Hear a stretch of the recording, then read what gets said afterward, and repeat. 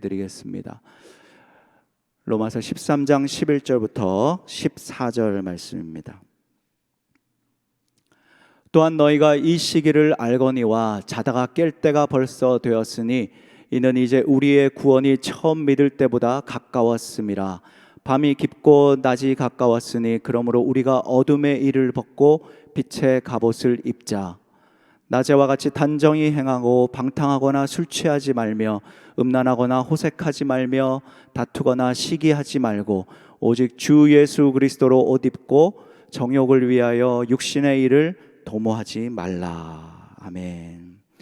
오늘 말씀을 대언하실 분은 유재도 목사님이십니다. 목사님께서는 뉴저지에 1990년에 땅끝 교회를 개척하시고 그리고 2018년에 은퇴하셨습니다. 그리고 원로 목사님으로 현재 계시고요. 오늘 투표 관계로 담임 목사님을 대신해서 자다가 깰 때입니다 라고 하는 제목으로 말씀 전해 주시겠습니다. 목사님 나오실 때 큰 박수로 환영해 주시기 바랍니다.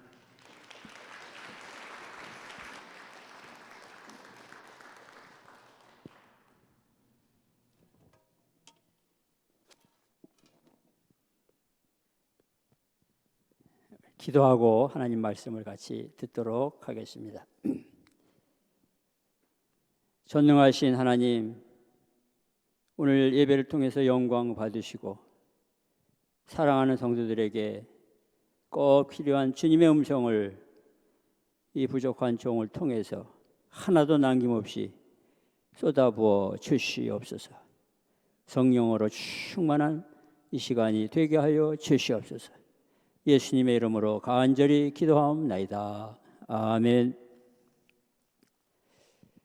오늘 귀한 주일 예배를 이렇게 같이 드리게 돼서 먼저 하나님께 영광을 올려드리고 또 예배를 드리시는 모든 분들에게 하나님의 은혜가 충만하게 임하기를 간절히 기도합니다.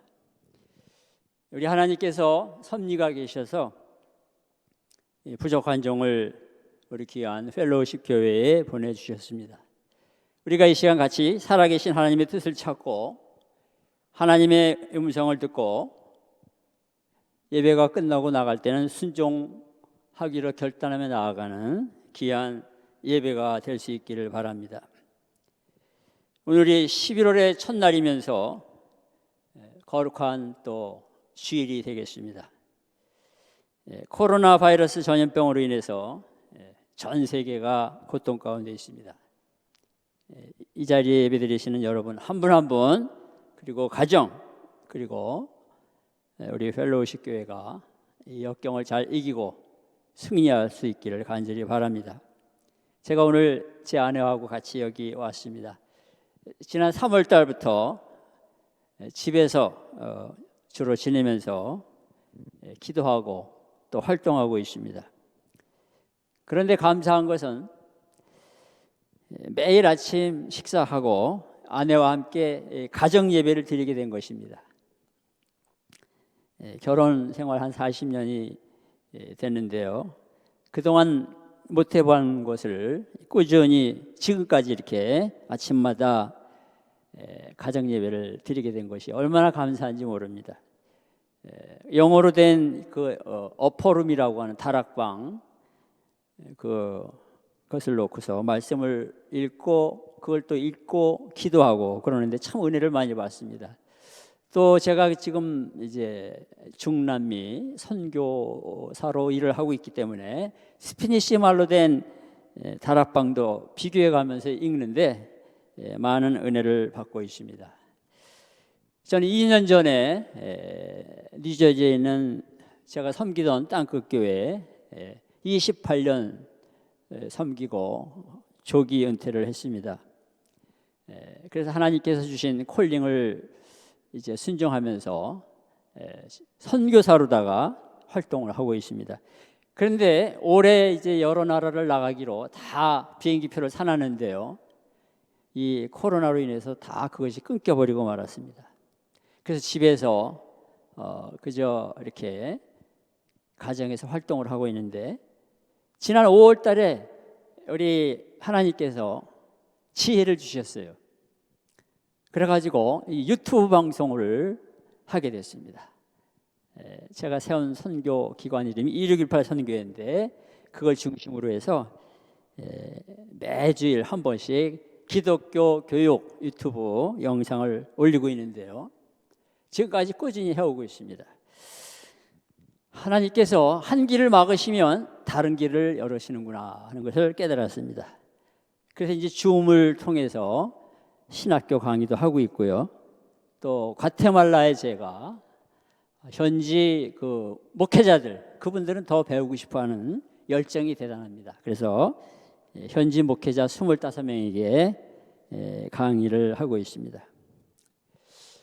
오늘 4시간에 어제 차 운전을 하고 여기까지 왔는데요. 여러분과 같이 말씀을 듣게 되고 오늘 또 예배를 드리게 돼서 저는 너무 기쁘고 참 감사합니다. 이 고통스러운 시대를 보내고 있는 우리가 세상 사람들은 위기라고 말하지만 믿는 자들에게는 기회가 될 수가 있습니다. 더 우리는 더 깊게 살아계신 하나님의 음성을 듣고 귀를 기울여야 되겠습니다. 그것이 사는 길입니다. 그것이 승리하는 길입니다. 그것이 축복을 받는 길입니다. 오늘 읽어주신 본문의 말씀을 통해서 하나님께서 주시는 뜻을 같이 찾는 이 시간이 될 수 있기를 바랍니다. 첫 번째로 우리 하나님께서 주시는 말씀은 예수님의 재림이 가까워졌음을 믿으라고 하는 것입니다. 우리 11절 말씀 제가 읽어보겠습니다. 또한 너희가 이 시기를 알거니와 자다가 깰 때가 벌써 되었으니 이는 이제 우리의 구원이 처음 믿을 때보다 가까웠습니다. 우리의 구원이 처음 믿을 때보다 가까웠다. 이것에 대해서 두 가지 의미가 있습니다. 하나는 우리 구원받은 성도들이 어떤 순간에 갑자기 죽음을 맞이하고 예수님을 만나게 된다는 것입니다. 그 시간이 가까워졌다는 것입니다. 여러분 예수 믿고 구원받으신 지가 몇 년이 흘렀습니까? 20년, 30년, 50년, 70년, 80년 이렇게 시간들이 흘러가는데요. 시간이 흘러간 만큼 우리가 주님을 만나는 그 죽음의 시간을 더 빨리 맞이하게 된다는 것입니다. 제가 살고 있는 동네가 뉴저지 티넥이라고 하는 동네입니다. 얼마 전에 같은 아파트에 사시는 권사님이 산책을 하다가 저하고 대화를 나누게 됐습니다. 그 권사님은 이제 가까운 교회에서 교회를 잘 섬기시는 분인데요. 그분이 제가 묻지도 않았는데 자기의 그 이민 생활의 고통 한 가지를 얘기해 주셨습니다. 2005년도에 이 권사님 남편이 그때 한 50대 중반 정도 되시는 젊은 나이였는데 눈이 많이 내린 12월 달에 집이 좀 굉장히 컸는데 거기 눈을 이제 집 주변에 눈을 다 치고 밤에 잠을 자다가 새벽 한 5시경에 심장마비가 와가지고 그냥 땀을 비오듯이 쏟고 그러다가 세상을 떠난 것입니다. 갑자기 그런 일을 맞이한 거예요. 그런데 또 2006년에 결혼한 지 이제 7개월 된 딸이 남편이 운전하는 차 옆에 앉아서 차를 타고 가다가 그만 교통사고로 딸 셋 중에서 제일 큰 딸이 아주 얼굴도 권사님 말씀에 의하면 이쁜 딸이 생명을 잃었다고 하는 것입니다. 그 권사님 말씀은 갑자기 남편을 잃고 딸을 잃고 나니까 아무 의욕도 없고 많은 이제 고난이 있었는데 오직 믿음으로 이기게 됐다. 그런 간증을 해 주셨습니다. 여러분 이 11절에 너희가 이 시기를 알거니와 자다가 깰 때가 벌써 되었으니 이제 우리의 구원이 처음 믿을 때보다 가까웠음이라고 하는 우리의 구원이라고 하는 것은 또 다른 의미가 있는데 예수 그리스도의 재림 때에 이루어질 종국적인 구원을 가리키는 것입니다. 그래서 이 말씀은 예수 그리스도의 재림이 가까워졌다는 뜻입니다. 성경을 읽어보시면 예수님의 재림에 대해서 많은 것을 말씀하고 있는 것을 우리가 알게 됩니다. 예수님께서도 친히 자신의 재림에 대해서 여러 번 아주 강하게 말씀하셨습니다. 마태복음 24장 42절에서 44절을 보면 이렇게 나와 있습니다. 그러므로 깨어 있으라. 어느 날에 너희 주가 임할는지 너희가 알지 못함이니라. 너희도 아는 바니 만일 집 주인이 도둑이 어느 시각에 올 줄을 알았더라면 깨어 있어 그 집을 뚫지 못하게 하였으리라. 이러므로 너희도 준비하고 있으라. 생각하지 않은 때 인자가 오리라. 저는 성경을 읽고 연구하는 가운데 어떻게 예수님께서 자기 자신의 재림을 도둑이 갑자기 집 안에 들어오는 것으로 비유했을까? 도둑이라고 하는 것은 안 좋은 그런 개념인데 어떻게 그렇게 비유하셨을까? 그런 생각을 해보았습니다. 그런데 사도 바울도 데살로니가전서 5장 1절과 2절에서 재림을 그렇게 비슷하게 말했습니다. 제가 읽어보겠습니다. 형제들아, 때와 시기에 관하여는 너희에게 쓸 것이 없음은 주의 날이 밤에 도둑같이 이럴 줄을 너희 자신이 자세히 알기 때문이라. 여러분, 사도 바울이 예수님의 재림을 도둑이 오는 것으로 비유했습니다. 근데 놀랍게도 사도 베드로도 예수님의 재림을 도둑이 갑자기 오는 것으로 비유했습니다. 베드로후서 3장 10절입니다. 그러나 주의 날이 도둑같이 오리니 그날에는 하늘이 큰 소리로 떠나가고 물질이 뜨거운 불에 풀어지고 땅과 그 중에 있는 모든 일이 드러나리로다. 제가 초등학교 다닐 때 저희가 살던 동네가 서울시 서대문구 창천동이었습니다. 지금 연세대학교 들어가는 그 왼쪽 길, 거기 동네가 있었습니다. 제가 어렸을 때 온 식구가 밤에 콜콜 자고 있는데 한밤중에 도둑이 들어왔습니다. 그래가지고 도둑이 머리맡을 걸어다니면서 뭐 가구도 열고 하여간 다 가져가 버렸어요. 저는 그때 그 놀랍고 두려웠던 것을 지금도 생생하게 기억합니다. 예수님께서 어느 날 갑자기 재림하시는데 마치 도둑이 갑자기 오듯이 재림하신다고 말씀하셨습니다. 그래서 우리 믿는 자들에게 준비하고 깨어 있으라, 항상 준비하고 있으라고 말씀을 해주고 계시는 것입니다. 여러분, 신약 성경에는 예수님의 재림을 300번이나 말했습니다. 예수님께서 한 번만 말씀하셨어도 우리는 지키고 따라가야 되는데, 그리고 주님은 반드시 그 말씀대로 행하시는데 300번이나 예수님의 재림을 말씀했습니다. 우리가 가진 성경 마지막 장인 요한계시록 22장에는 3번이나 재림을 말씀하셨습니다. 요한계시록 22장 7절에 보면 예수님 말씀입니다. 보라, 내가 속히 오리니 이 두루마리의 예언의 말씀을 지키는 자는 복이 있으리라. 요한계시록 22장 12절에도 말씀하셨습니다. 보라, 내가 속히 오리니 내가 줄 상이 내게 있어 각 사람에게 그가 행한 대로 갚아주리라. 그런데 한번 또 말씀하셨습니다. 요한계시록 22장 20절에 이것들을 증언하신 이가 이르시되 내가 진실로 속히 오리라 하시거늘 아멘 주 예수여 오시옵소서. 한번 따라해 보시겠습니다. 아멘 주 예수여 오시옵소서. 이것은 아람어로 마라나타라 그럽니다.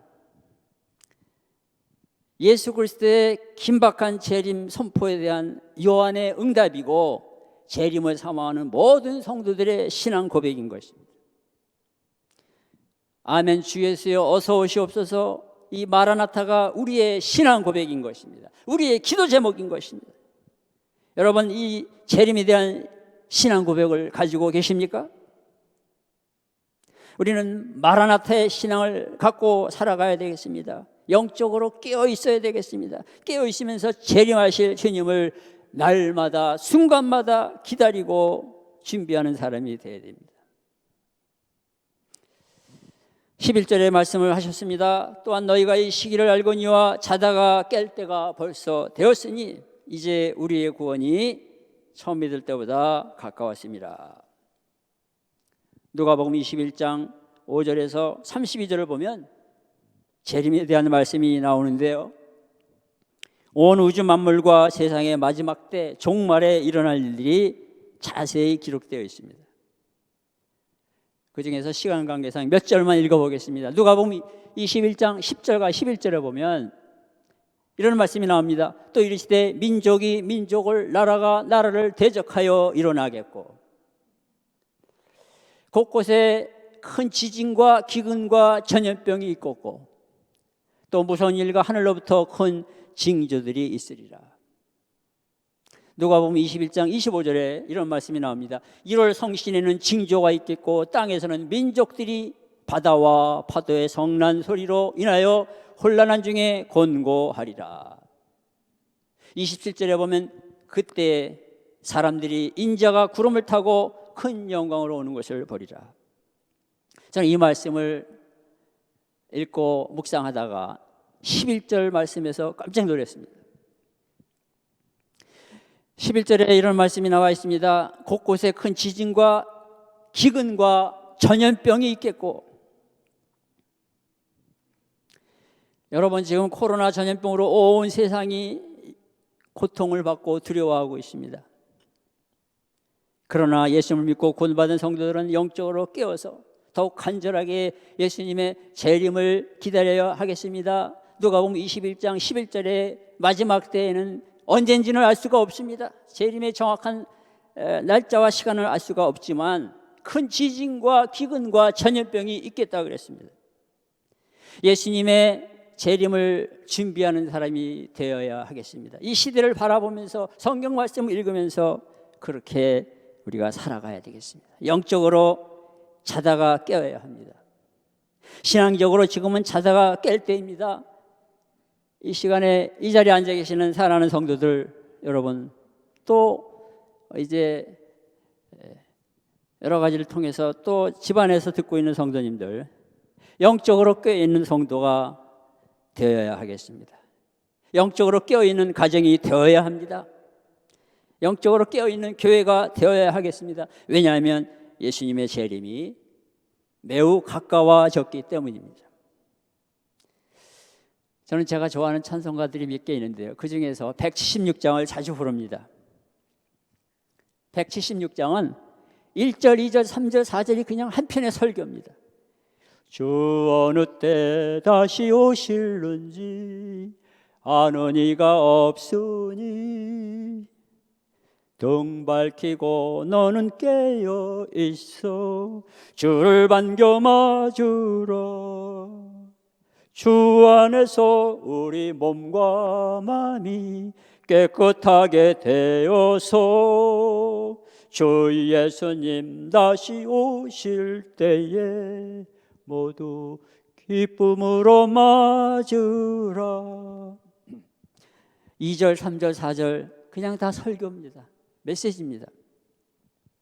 여러분, 이 찬송가를 제가 좋아하는 이유 중에 하나가 재림에 관한 찬송가인데 이 찬송가를 가사를 쓴 사람이 크로스비라고 하는 앞을 못 보는 신실한 여자 성도였습니다. 1820년에 태어나서 95년을 살았습니다. 육신적으로는 맹인이었지만 영적인 눈이 활짝 열려 있었던 것입니다. 이 크로스비 여자 성도는 태어난 지 6주 만에 의사가 실수해서 그만 앞을 못 보게 되었습니다. 그러나 일평생 8,000곡 이상의 찬송가 가사와 복음송가 가사를 썼습니다. 그래서 미국에서 이 여자분을 찬송가의 여왕이라고 부릅니다. 우리 찬송가 속에서도 이분의 찬송이 제일 많이 들어가 있습니다. 나의 갈 길 다 가도록 이분이 쓴 겁니다. 예수 나를 위하여 인내하신 구세주여 나의 영원하신 기여, 다 이분이 작사한 것입니다. 그런데 이분의 일평생 신앙생활 가운데서 전환점이 있었습니다. 1846년에 이분이 이제 뉴욕 출생인데요, 전염병이 이 지역을 청거를 했습니다. 콜레라가 청거를 했습니다. 수많은 사람들이 막 죽어나갔습니다. 어느 날 크로스비가 사람들이 죽어나가는 것을 보면서 이런 생각을 했습니다. 만약 콜레라가 내 자신의 생명을 빼앗아 갔다면 나는 하나님을 만날 준비가 되어 있었을까?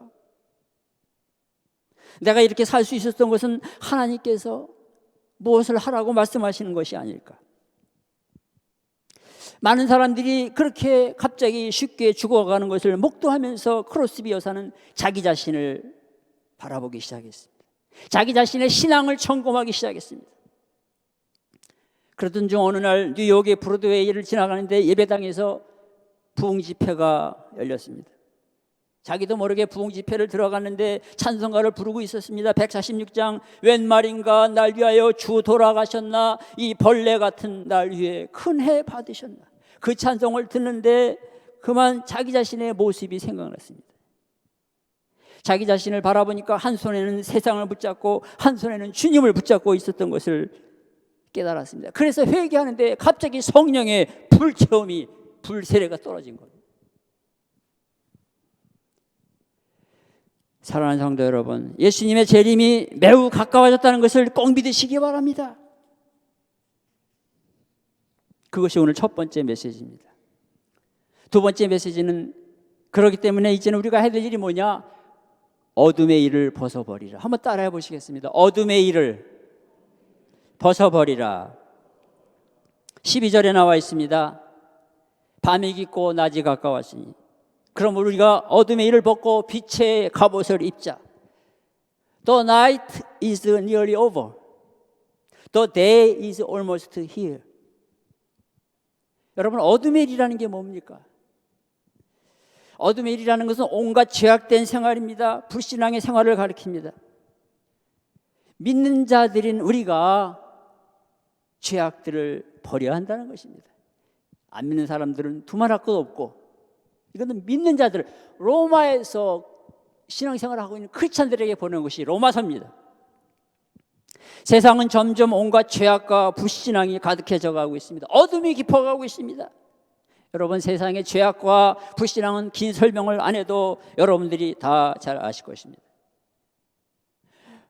로마서 1장 26절에서 32절에 우리 하나님께서 바울의 입을 통해서 죄악의 목록을 쫙 열거하셨습니다.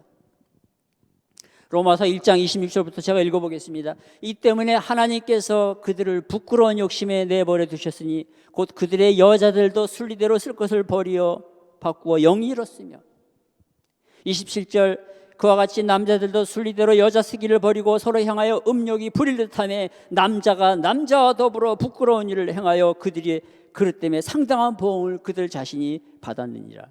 28절 또한 그들이 마음에 하나님 두기를 싫어하며 하나님께서 그들을 상실하는 마음대로 내버려 두사 합당하지 못한 일을 하게 하셨으니 29절 곧 모든 불의와 추악과 악의가 가득한 자여 시기, 살인, 분쟁, 사기, 악독이 가득한 자여 수군수군하는 자여 30절 비방하는 자여 하나님께서 미워하시는 자여 능욕하는 자여 교만한 자여 자랑하는 자여 악을 도모하는 자여 부모를 거역하는 자여 31절 우매한 자여 배약하는 자여 무정한 자여 무자비한 자여 32절 그들이 이 같은 일을 행하는 자는 사형에 해당한다고 하나님께서 정하심을 알고도 자기들만 행할 뿐 아니라 또 그런 일을 행하는 자들을 옳다 하느니라.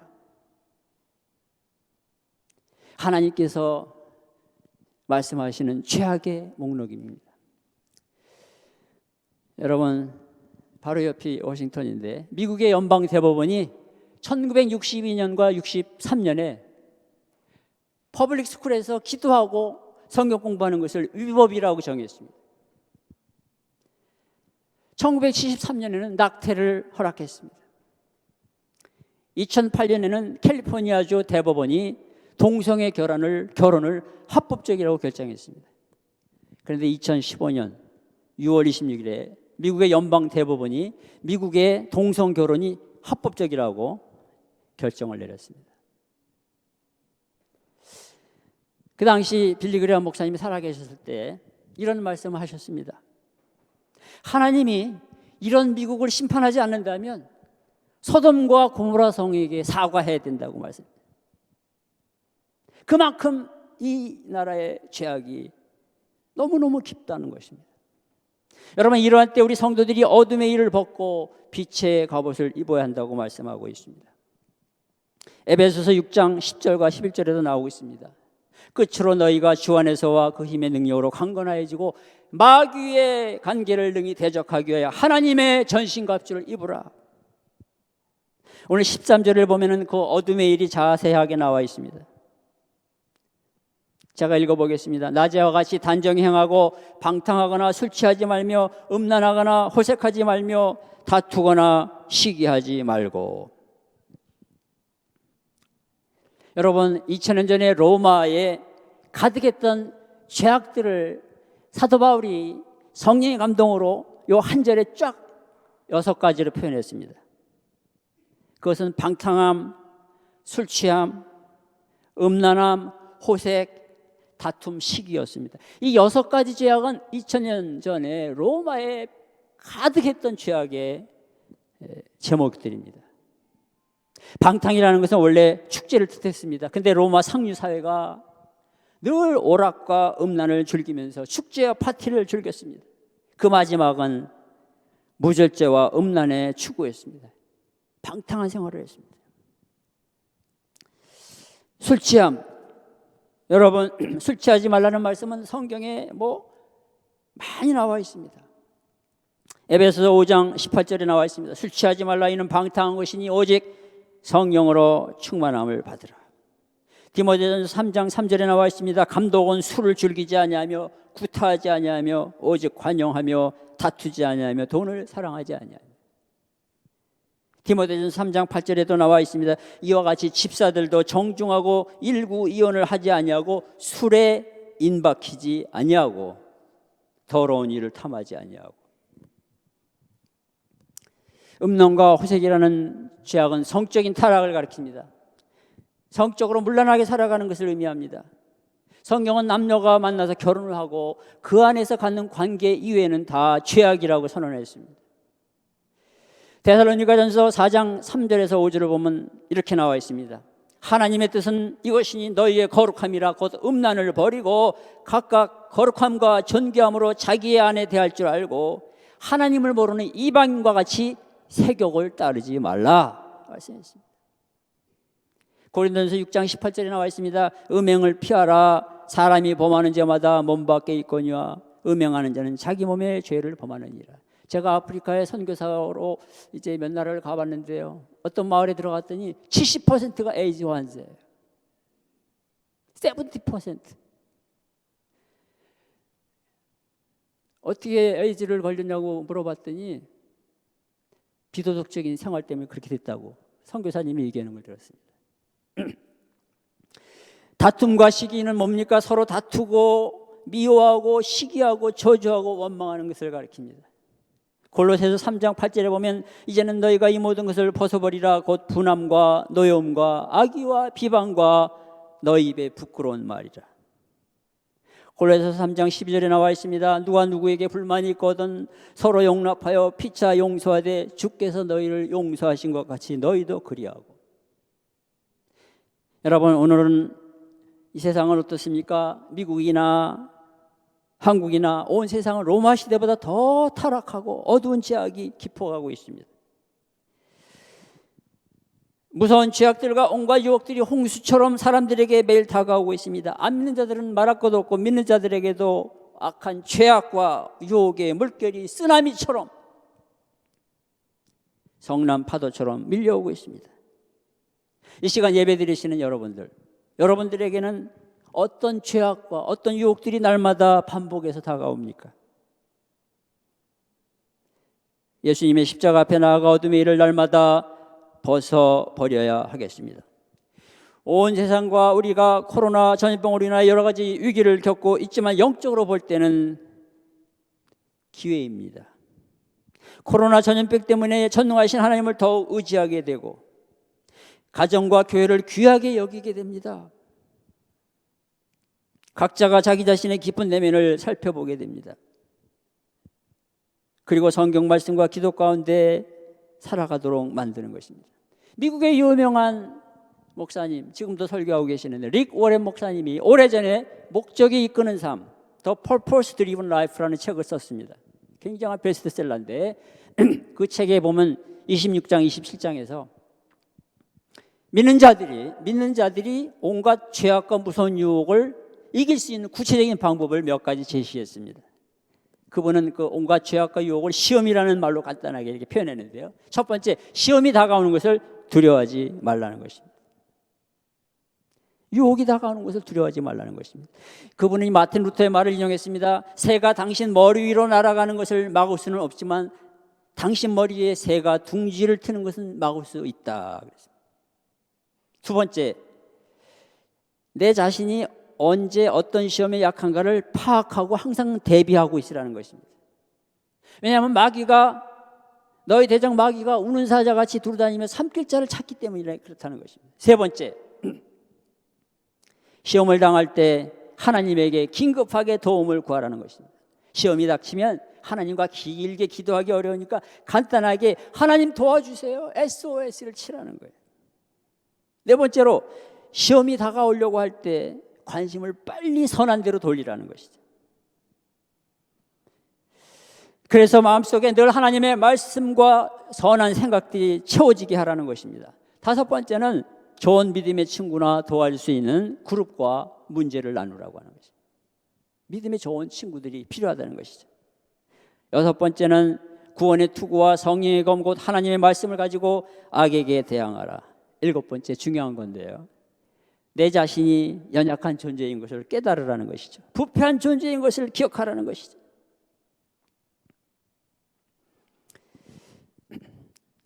여러분, 354년에 북아프리카에 어거스틴이라는 사람이 태어났습니다. 어머니는 아주 신앙이 좋은 모니카였고 아버지는 이교도 믿음이 없는 사람이었습니다. 그런 가정에서 태어난 어거스틴이 16살 때 이런 고백을 합니다. 나는 정욕의 노예다. 그런 고백을 했습니다. 온갖 어거스틴은 정욕의 수렁에 빠졌습니다. 행실이 좋지 못한 친구들과 매일 어울렸습니다. 도둑질도 했습니다. 교만과 허영이 가득한 생활이 계속되는데 17살 됐을 때 한 젊은 여성을 만나 동거하며 살았습니다. 18살 때 아들을 낳았습니다. 또 그 여성과 14년을 살다가 그 여성을 버리고 다른 여자와 또 더 부끄러운 관계를 갖게 되었습니다. 그는 20살 정도 넘었을 때 그 당시에 아주 혼합주의 이단 종교인 마니교를 따라가게 되었습니다. 하나님에게서 멀리 떠난 것입니다.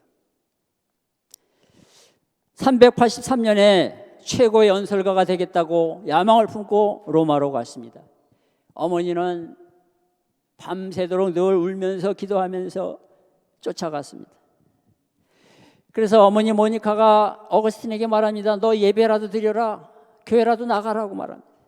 그래서 그 당시에 가장 유명한 설교자였던 암브로스가 설교하는 교회를 나가도록 해서 할 수 없이 밀려서 교회를 갔는데, 여러분, 억지로 왔어도 은혜를 받는 거예요. 어거스틴이 그 예배에 들어가서 설교의 은혜를 받았습니다. 그런데 아직 확신은 없었습니다. 그래서 어느 날 자기의 지난 날의 모든 죄악들을 회개하고 묵상하면서 고통하고 괴로워하고 있는데 어디서 아이들이 부르는 노래소리가 들렸습니다. 집어 들고 읽어라. 라틴어로 톨레 레게. 집어 들고 읽어라. 그 순간에 어거스틴이 자기도 모르게 방에 들어가서 성경책을 집어서 읽었는데 오늘 본문 말씀이 바로 그때 펴졌습니다. 로마서 13장 13절부터 14절을 읽게 되는데 갑자기 마음이 뜨거워진 거예요.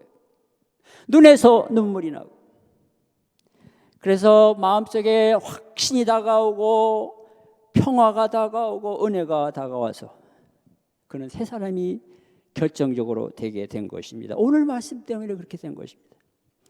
어거스틴이 382년 늦여름에 이런 체험을 하고 다음에 세례를 받았습니다. 여러분, 그 이유는 어머니 모니카의 30년 넘는 기도였다고 하는 것입니다. 밤마다 눈물로 지새우는 어머니의 기도 때문에 어거스틴은 가장 악한 그런 삶에서 성자가 됐습니다. 그래서 어거스틴이 이런 말을 했습니다. 나의 생애는 경건한 어머니 때문에 변화되었다. 나에게 있어서 어머니는 하나님의 음성이었다고 고백을 했습니다. 여러분, 어거스틴은 모든 기독교 신학자들에게 최고의 권위로 인정을 받습니다. 우리 개신교의 토대를 세웠습니다. 중세신학의 토대를 세웠습니다. 2000년 기독교 역사상 가장 영향력 있는 인물로 꼽히게 되었습니다. 일평생 113권의 책을 썼습니다. 사랑하는 성도 여러분, 어둠의 일을 날마다 벗어버리시기를 바랍니다. 주님의 음성입니다. 오늘 마지막으로 주시는 말씀은 오직 주 예수 그리스도로 옷 입으라. 한번 따라해 보시겠습니다. 오직 주 예수 그리스도로 옷 입으라. 14절에 나와 있습니다. 오직 주 예수 그리스도로 옷 입고 정욕을 위하여 육신의 일을 도모하지 말라. 여러분, 무슨 뜻입니까? 주 예수 그리스도로 옷 입으라고 하는 것은 예수 그리스도와 합하여 살아가라는 것입니다. 갈라디아서 2장 20절에 나오는 것처럼 내가 그리스도와 함께 십자가에 못 박혔나니 그러니 이제는 내가 사는 것이 아니요 오직 내 안에 그리스도께서 사시는 것이라. 미국의 유명한 존 메가더 목사님은 이렇게 설명을 했습니다. 이 구절은 성화를 말하고 있는 것이다. sanctification, 성화를 말하고 있는 것이다. 생각이 성화되고 행동이 성화되어야 된다는 것을 말하는 것이다. 그렇게 설명을 했습니다. 여러분, 그래서 우리들은 날마다 예수 그리스도로 옷 입어야 됩니다. 무슨 뜻입니까? 예수 그리스도를 본받고 따라가야 됩니다. 예수님과 매일 매 순간 동행해야 됩니다. 예수님처럼 말씀 가운데, 기도 가운데 살아가야 됩니다. 예수님처럼 성령의 능력으로 교회도 섬기고 하나님의 일을 해야 되는 것입니다. 이렇게 예수님을 닮아서 살아가는 저와 여러분이 되어야 되겠습니다. 한국에 이런 일에 모델이 되는 한 분을 소개하고 제 설교를 마치겠습니다. 양재평 장로님이라는 분이 한국에 계셨습니다. 이분은 여수 애양원에서 생을 마셨습니다. 이분이 1924년생입니다. 오남일녀 가정에 유일한 아들로 태어났습니다. 근데 불행하게 15살에 문득병이라고 부르는, 요즘은 나환자라고 그러는 한센스병에 걸리고 말았습니다. 동네에서 쫓겨났습니다. 처음에는 소록도로 갔습니다. 너무 괴로워서 죽으려고 양제물도 먹고 쥐약도 먹고 했는데 죽지 않았습니다. 그러다가 1942년 12월 25일 성탄절에 18살이 됐는데 애양원으로 들어갔습니다. 전라남도 여수 애양원. 저도 여러 번 거기를 가본 적이 있습니다. 거기서 예수님을 만났습니다. 그 당시에 목회하시던 손양원 목사님, 사랑의 원자탄 손양원 목사님 통해서 세례를 받고 이제 신앙생활을 열심히 하다가 1978년도에 54살 때 장로님이 되셨습니다. 근데 이분의 일생은 참 여러 가지로 어려웠습니다. 30살 되었을 때 결혼했는데 아내도 나환자입니다. 근데 한 해가 지났을 때 이 눈을 그만 실명을 했습니다. 그리고 손에 감각이 없어지고 말았습니다. 부모가 6.25 때 공산군에게 학살당해 버리고 말았습니다. 이 양재평 이분에게 남은 것은 청각과 기억력이었습니다. 그래서 그는 이제 어느 날부터 1954년부터 자기처럼 그렇게 돼버린 사람들을 모아서, 여러분, 손가락이 없어서 점자도 못 읽으니 또 앞을 보기가 어려우니 우리 성경을 암송합시다. 그래갖고 1954년부터 성경 암송반이 생겼어요. 그렇게 해서 성경을 암송하는데 20년 만에 신약 성경을 다 외우게 됐습니다. 별명이 성경 녹음기가 되었습니다. 장로님으로 마지막까지 교회를 잘 섬기고 그러다가 이제 이분은 2007년 10월에 84세로 소천했습니다. 그래서 이분은 그런 삶을 살았는데요. 그 애양원에 있는 교회, 성산교회는 뭐 주일 예배, 수요일 예배, 금요 예배뿐만 아니라 매일 낮 12시에 민족과 세상을 위한 중보기도 시간이 또 있어서 하여간 이런 모든 모임과 집회에 참여하면서 주의 일을 열심히 했던 것입니다. 제가 몇 년 전에, 오래전에 거기를 방문한 적도 있었는데요. 거기에 목회자로 섬기던 이광일 목사님이 저에게 이메일을 보내주셨습니다. 그런데 자기 교회를 소개하는데 그 할머니 한 분을 소개하셨습니다. 그 이메일에서 최순엽 할머니가 88세인데 발에 상처가 있고, 이분들이 다 이제 문득병에 걸렸다가 나으신 분들이지만 몸에 상처가 있습니다. 그래서 나이도 많고 교회를 나오기가 힘드니까, 또 새벽기도도 못 나오니까 일주일에 하루는 새벽기도를 오기 위해서 금요일 저녁에 교회로 나와서 저녁을 굶고 저녁 기도에 참석하고, 그래서 금요일 저녁에 교회에서 잠을 자고, 그리고 토요일 새벽기도를 참석했다고 하는 것입니다. 비가 와도 그 일을 하고, 태풍이 불어도 하고, 추워도 하고, 수년 동안 그렇게 하다가 천국으로 가셨다고 하는 것을 기록을 했습니다. 사랑하는 펠로우십 교회 성도님 여러분들, 우리는 주 예수 그리스도로 옷 입으라고 하는 주님의 명령을 들어야 되겠습니다. 결론을 내리겠습니다. 예수님께서 호령과 천사장의 소리와 하나님의 나팔 소리로 친히 하늘로부터 강림하시게 될 것입니다. 살아계신 하나님께서 오늘 우리에게 주신 말씀, 첫째, 예수님의 재림이 가까워졌음을 믿으라고 하는 것입니다. 두 번째로, 어둠의 일을 날마다 벗어버리라고 하는 것입니다. 사랑하는 성도 여러분, 그리고 주 예수 그리스도로 옷 입고 살아가라고 하는 것입니다. 우리가 이대로 살면 큰 위로를 받습니다. 큰 평화를 누립니다. 큰 소망을 갖게 됩니다. 큰 세상이 줄 수 없는 기쁨을 간직하게 됩니다. 하나님의 은혜를 날마다 체험하게 됩니다. 오늘은 영적으로 자다가 깰 때입니다. 지금은 자다가 깰 때입니다. 기도하시겠습니다. 하나님 아버지, 주님의 음성을 들었습니다. 영적으로 자다가 깨어 일어나게 하여 주시옵소서. 우리 구주 존귀하신 예수님의 이름으로 간절히 기도하옵나이다. 아멘.